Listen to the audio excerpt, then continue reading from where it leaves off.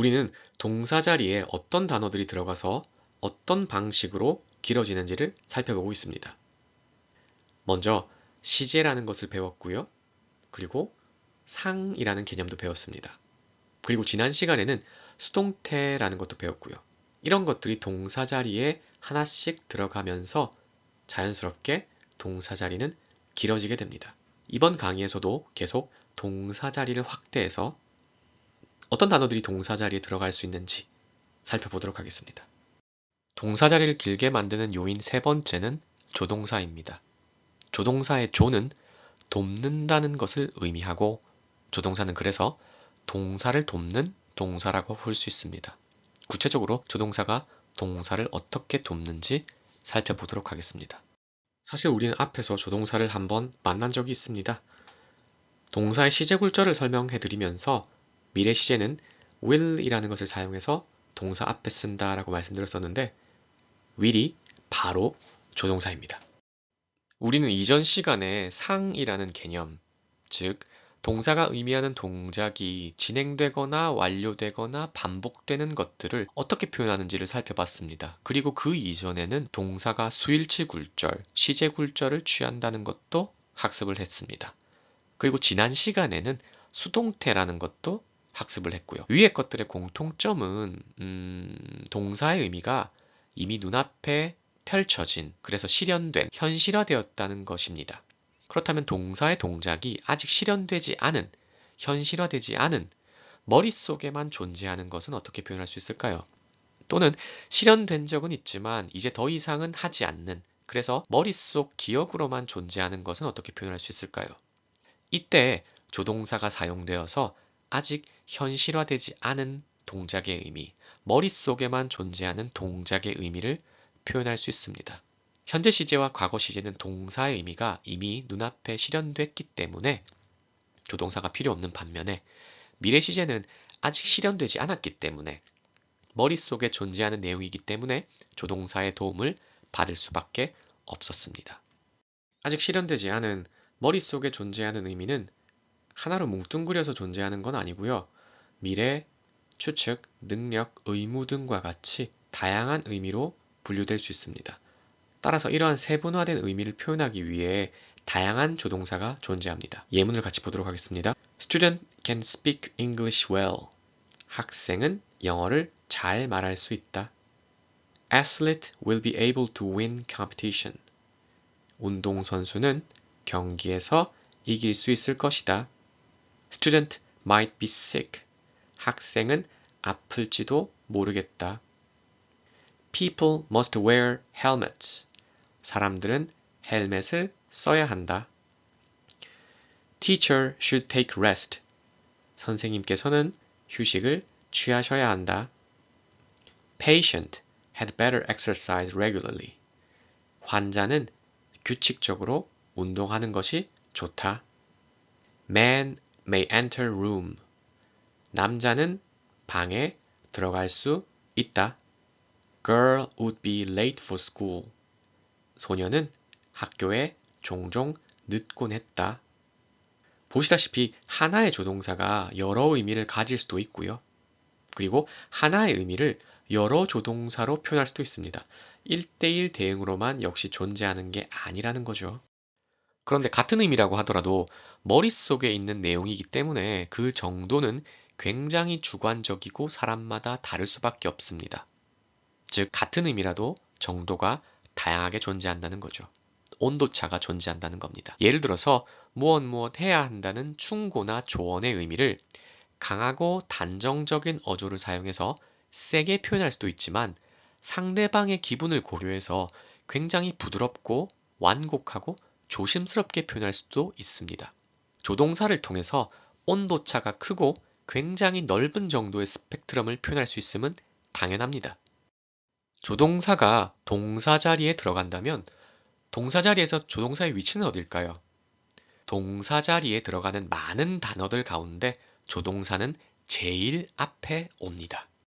동사 자리에서 조동사가 제일 앞에 온다는 위치적 특성 때문에 조동사는 자기가 마치 대장인 것 마냥 자기 바로 뒤에 오는 단어를 째려봅니다.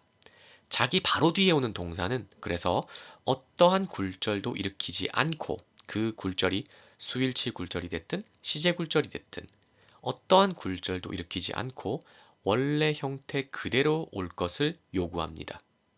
우리는 동사가 어떠한 굴절도 일으키지 않는 형태를 기본 형태, 동사 원형이라고 부릅니다. 그래서 조동사 바로 뒤에는 동사 원형이 온다는 기본 공식이 만들어집니다. 문장의 동사 자리를 길게 만드는 마지막 요인은 부정어입니다. 언어를 불문하고 동사는 긍정의미와 부정의미 모두 표현 가능합니다. 영어에서 동사의 부정의미를 만들 때 사용되는 가장 기본적인 부정어인 not이 동사 자리에 들어감으로써 동사 자리를 길게 만듭니다.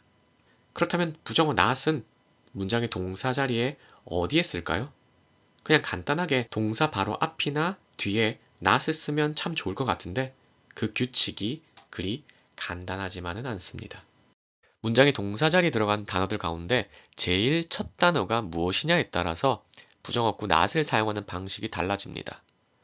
동사 자리의 첫 번째 단어가 조동사인 경우, 상을 표현하는 형태의 첫 단어인 have, be, have인 경우, 수동태의 비동사인 경우, 이형식 문장의 비동사인 경우, 일반 동사인 경우로 나눌 수 있습니다. 일반 동사는 말 그대로 일반적인 의미를 나타내는 먹다, 자다, 달리다, 공부하다와 같은 동사들을 가리킵니다.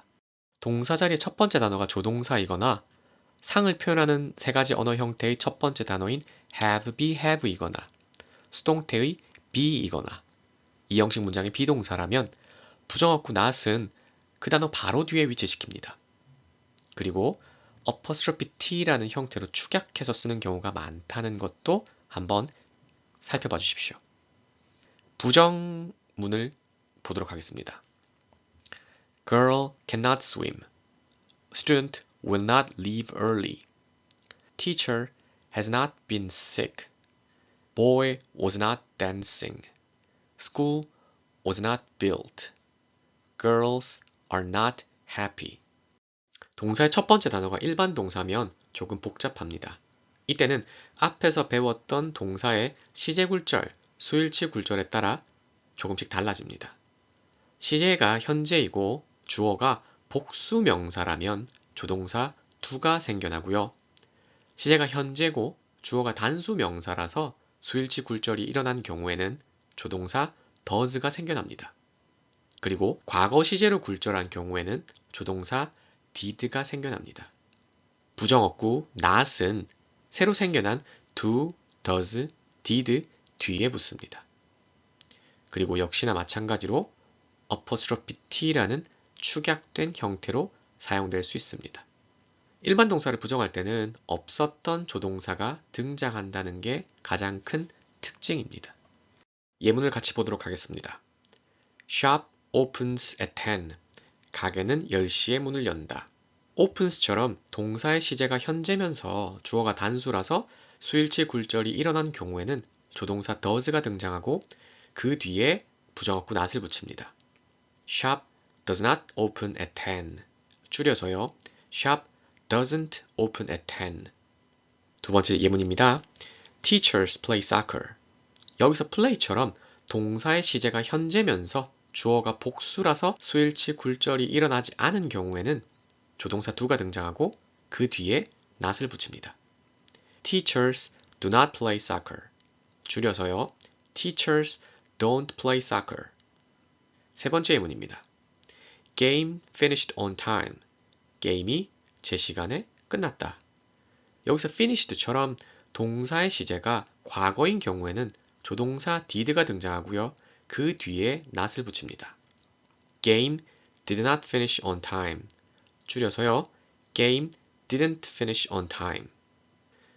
앞서 동사의 수일치 굴절이 아주 간단한 규칙으로 다루어지긴 하지만 우리말에는 없는 규칙이기도 하거니와 주어가 단수인지 복수인지의 정보를 동사를 사용할 때까지 기억하고 있다가 거기에 맞춰서 적용해야 되기 때문에 인지적으로 결코 쉽지 않다고 말씀드렸습니다. 일반 동사의 부정 규칙도 그와 같은 맥락에서 결코 쉬운 내용이라고는 할 수 없습니다. 규칙을 이해하신 뒤에는 계속 접하시면서 익숙해지시는 수밖에 없을 것 같습니다. 지금까지 동사 자리를 길게 만드는 여러 가지 요인들을 살펴보았습니다. 동사 자리가 아무래도 문장의 중심이기도 하고 뼈대이기 때문에 가장 복잡한 것이 사실입니다.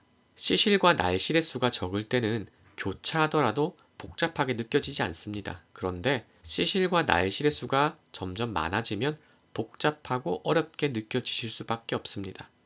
앞의 내용이 잘 기억이 나시지 않는다면 꼭 반드시 다시 돌아가셔서 복습해 주시길 바랍니다.